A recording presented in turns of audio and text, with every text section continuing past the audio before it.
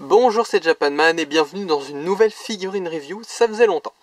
Alors, la figurine review de cette fois-ci portera donc sur une figurine statique, donc pas une figurine articulée, de Charlotte Dunois de Infinite Stratos. Alors, qu'est-ce que je peux vous dire sur cette figurine? Déjà, c'est une figurine que j'ai acheté une vingtaine d'euros, même une quinzaine parce que j'avais un bon de 5 euros il me semble. Sur eBay, donc c'est la deuxième figurine de ma vie que j'achète sur eBay. Il y a très longtemps déjà, parce que j'ai mis très longtemps à faire cette vidéo. Et je pouvais pas passer à côté de cette opportunité en fait, parce que j'adore moi avoir une représentation physique de ce que j'aime, donc que ce soit des séries, des jeux vidéo, des mangas. Et pour la plupart des... Quand on est par exemple sur des jeux vidéo ou des mangas, eh ben, c'est assez simple. Vous voyez, bon là c'est carrément une adaptation de jeu vidéo, mais c'est un exemple. Voilà, quand j'achète le manga, j'ai un objet en fait qui représente déjà le manga en ma possession, vu que c'est le manga lui-même. Pareil pour les jeux, etc. Sauf que le problème c'est que les animés de nos jours en DVD... Alors il y en a pas mal qui sortent en DVD, mais c'est plus trop le moyen par défaut, on va dire, pour consommer des animés, les DVD. Donc j'ai pas trop, quand il n'y a pas d'adaptation manga ou de trucs comme ça, j'ai pas trop, en tout cas en France, d'objets pour représenter cette série que j'apprécie et tout. Et Infinite Stratos, il y a longtemps, vraiment longtemps pour le coup, bah j'avais tout regardé et j'avais bien aimé. Et du coup, quand j'ai vu cette opportunité d'acheter une figurine Infinite Stratos, en plus il fallait que je l'utilise ce fameux bon de 5 euros je pense. Et en plus ça coûtait pas cher, je me suis dit c'est le moment ou jamais quoi. Et je suis très content d'avoir fait l'acquisition de cette figurine. Donc le personnage c'est Charlotte Dunois. Alors Charlotte Dunois c'est un personnage Infinite Stratos. Je peux pas vous en dire beaucoup plus parce que comme je vous l'ai dit ça fait très longtemps que j'ai regardé Infinite Stratos. Et je vous avoue que mes souvenirs sont vraiment flous. Mais il se trouve que je suis vraiment bien tombé sur ce personnage parce que Charlotte Dunois c'est le personnage qui m'avait le plus marqué. Je me souvenais de son nom pour tout vous dire. Et si vous suivez les vidéos, vous savez que moi et les noms, ça fait deux. Et du coup, voilà, c'était un très beau coup de chance de tomber pile sur elle. Son nom était resté gravé dans mon esprit pour une raison obscure. Personne ne comprendra jamais comment fonctionne ma mémoire avec les noms, je pense. Pas même moi. Mais quoi qu'il en soit, du coup, je suis content d'avoir ce perso. Tout ce que je me souviens d'elle, c'est que je crois qu'elle se fait passer pour un garçon et puis elle vit dans le même dortoir que le héros ou un truc comme ça. C'est voilà. Donc vu que c'était le personnage qui m'avait le plus marqué au final, content que ce soit sur elle que je sois tombé niveau figurine. Alors du coup, je vais me permettre de vous montrer un peu la boîte, notamment l'arrière, parce qu'à l'arrière il y a, attention, ça rentre pas trop dans le cadre. Voilà, il y a un artwork de Charlotte Dunois en mariée qui représente donc bien sûr ce qu'on voit sur la figurine. C'est exactement la même chose. Enfin, peut-être pas au... Le rougissement et l'expression sont un peu différentes, mais vous voyez ce que je veux dire. Et voilà, sinon on est juste sur une boîte en vitrine, donc on peut voir la figurine même quand elle est rangée. La boîte est un peu abîmée, mais c'était pas vraiment pour la boîte en particulier que j'ai acheté cette figurine. Donc voilà, ça c'était pour la boîte. Alors voilà, donc comme je vous l'ai montré sur la boîte, et comme vous l'avez deviné, parce que vous êtes assez observateur, je suppose, pour l'avoir remarqué, j'espère, c'est donc, elle est donc en tenue de robe de mariée. Alors je ne me souviens pas qu'elle ait porté cette tenue dans la série, mais comme je vous ai dit, mes souvenirs sont très flous, ça fait vraiment longtemps. Donc, dans le doute, je ne vais pas affirmer qu'elle ne la porte jamais. En tout cas, il existe un artwork, comme on l'a vu au dos de la boîte. Je ne sais pas si c'est un artwork qui a été fait spécifiquement pour cette figurine, ou si c'est un artwork qui existait déjà précédemment sous une forme ou une autre. Dans tous les cas, c'est toujours un plus, qu'on regarde dans un sens ou dans l'autre.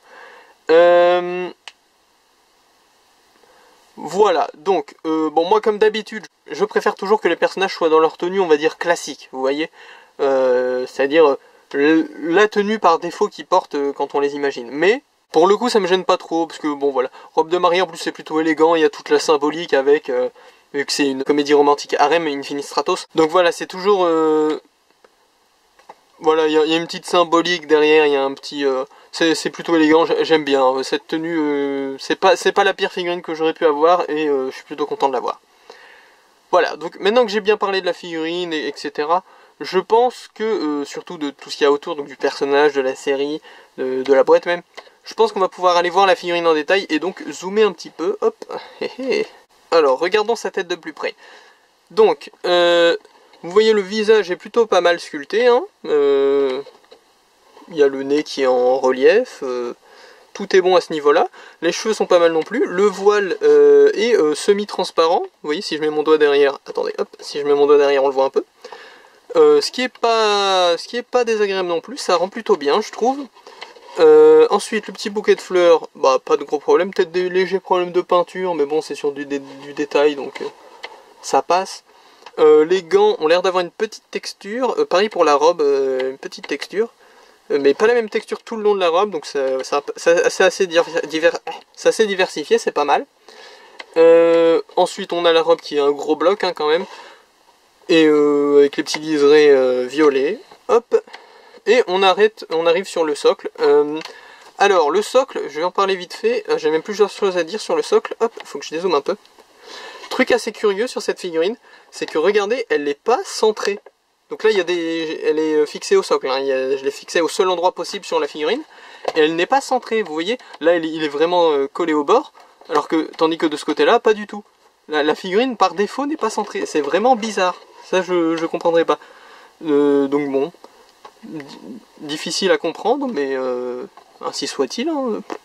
C'est pas un gros défaut, mais c'est le genre de petit truc qui fait tiquer quand même. Alors vous vous demandez peut-être, vu que je vous ai parlé du socle et du fait qu'elle était fixée dessus, est-ce que elle a des jambes? Parce que ça c'est une question qu'on peut se poser avec avec tout ce qui est figurines en robe notamment.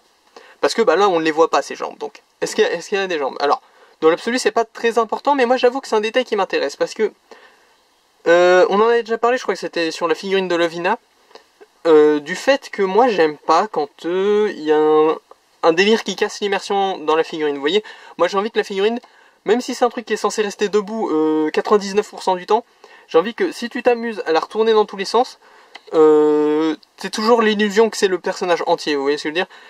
Si en dessous de la robe, là c'est creux en l'occurrence, mais si c'était fermé, ça changerait rien à comment on la voit là. Mais le jour où je décide de la tourner dans tous les sens, et ben là d'un coup, l'illusion est totalement brisée. Et ça, je trouve ça toujours un peu dommage, même si, encore une fois, ça n'a aucune influence sur l'appréciation globale que tu as de la figurine au quotidien. Parce qu'au quotidien, tu la poses comme ça changera rien. Qu'elle ait des jambes ou pas, que ce soit creux ou que ce soit rempli, ça changera rien. Mais c'est ce souci du détail qui fait souvent qu'on aime bien les figurines en même temps. Vous voyez, pareil là, en vrai, son dos là, bah on le verra pas du coup, mais vu qu'il y a le voile là, on pourrait se dire oh bah son dos pas besoin de le peindre, on laisse tout gris, mais en vrai, si vous entreaperceviez que son dos n'était pas peint là, bah vous seriez un peu dégoûté, non? Vous seriez un peu oh là mais elle est pas finie cette figurine. Et là c'est pareil, c'est un peu le souci du détail. Donc est-ce qu'elle a des jambes? Oui, elle a des jambes. Alors le truc, c'est que je sais pas si je vais réussir à vous montrer, parce que la figurine a un énorme défaut, je trouve. C'est que, en fait, elle se fixe dans le socle. Alors je vous montrerai après si j'y arrive. Elle se fixe dans le socle par les pieds. Donc il y a les jambes qui remontent comme ça, jusque là, et autour il y a la robe. Le problème, c'est que les pieds, le trou que tu mets dans les pieds, il se met entre les talons et la pointe de la chaussure. Et c'est un triangle qui s'emboîte parfaitement dans le trou qui est entre les talons et la pointe de la chaussure. Sauf que du coup, vu que les jambes sont dissociées de la robe, si je tire comme ça, j'ai peur de casser les jambes, vous voyez ce que je veux dire? Et c'est vraiment bien fixé. Alors j'ai réussi hier à l'enlever sans qu'il y ait aucune casse, donc je vais réessayer. Si ça marche pas, bah il y aura un cut et puis je vous dirai que ça marche pas. Mais bon, je vais tenter pour que vous montrer et que vous compreniez bien le problème. Voilà, alors parfait, j'ai réussi. Vu que j'avais aussi réussi hier, je me dis qu'il y a un phénomène un peu bizarre parce que j'ai l'impression qu'avec le temps, l'emprise qu'ont les picots là sur l'intérieur de la chaussure tend à diminuer. Ce qui est vraiment bizarre, sachant qu'avec la gravité, normalement ça devrait être l'inverse. Je sais pas pourquoi, c'est... En fait, quand tu viens de la mettre, vaut mieux pas tirer dessus pour l'enlever, j'ai peur de casser les jambes. Mais en fait, si t'attends un peu, bah c'est plus facile. Et en la retournant, en utilisant un peu la gravité à ton avantage, ça devient même faisable en fait. Donc pendant très longtemps, j'avais laissé sur son socle de peur de la casser si j'essayais de l'enlever. Visiblement, c'est faisable.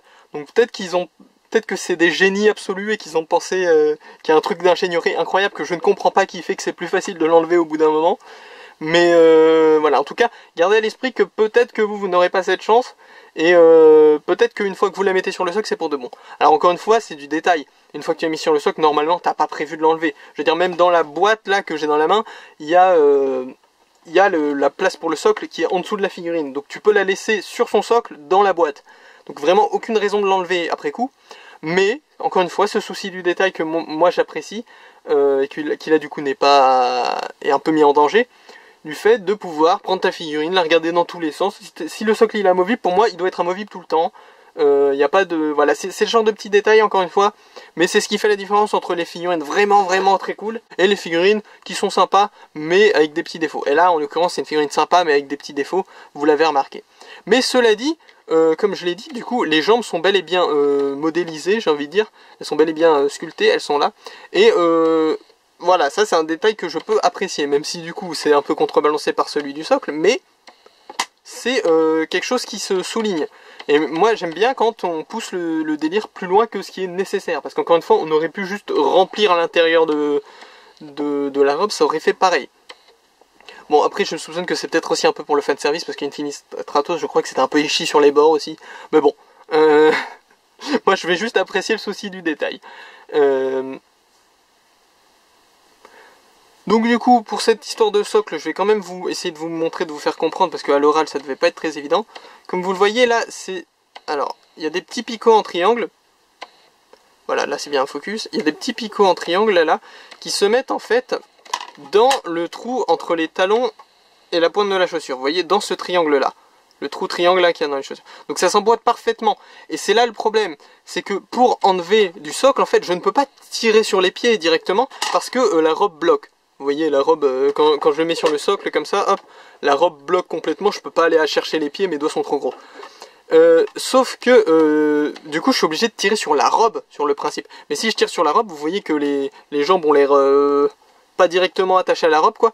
Donc j'ai peur de casser les jambes et de séparer la figurine en deux, ce qui serait dramatique. Du coup, voilà, le problème c'est que, donc là je vais la remettre, et ce sera, j'essaierai plus de l'enlever je pense pendant cette vidéo. Voilà, donc là elle est remise.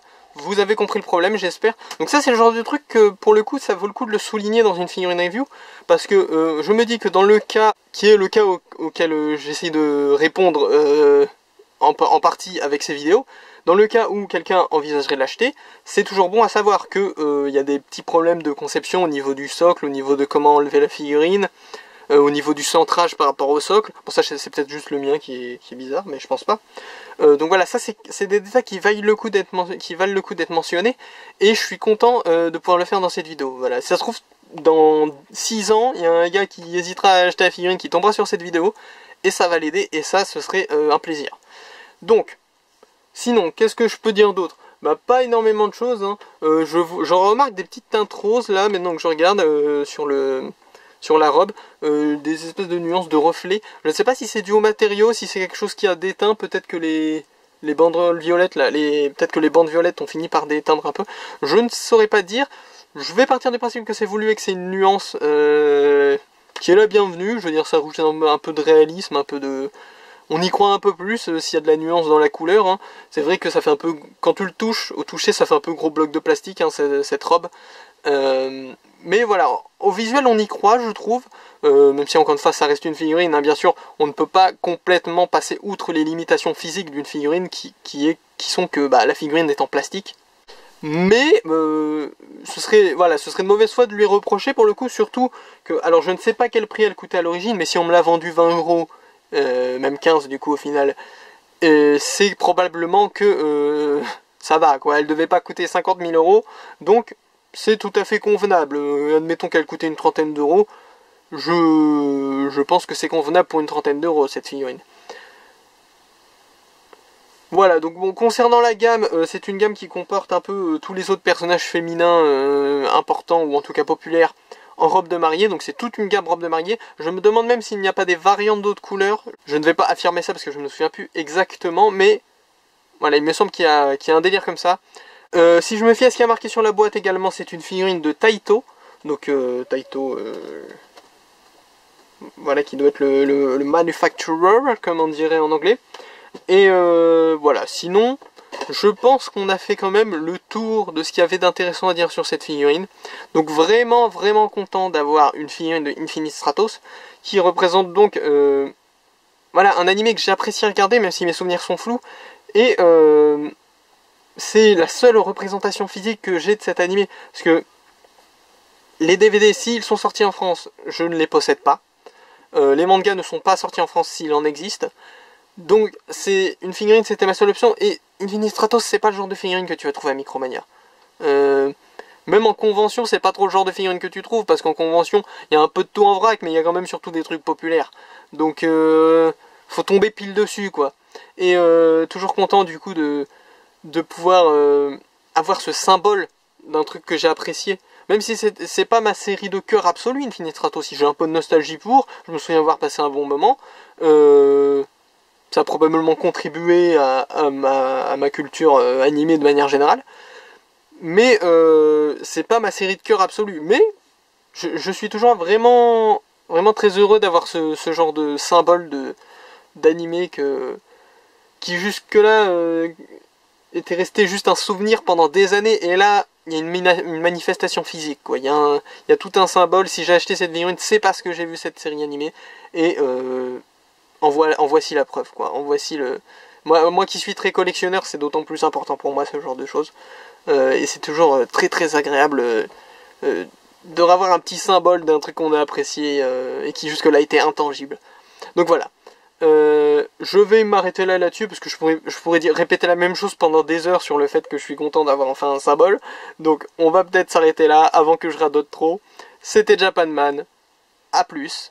Et à la prochaine figurine review si je mets pas 2000 ans à faire la prochaine.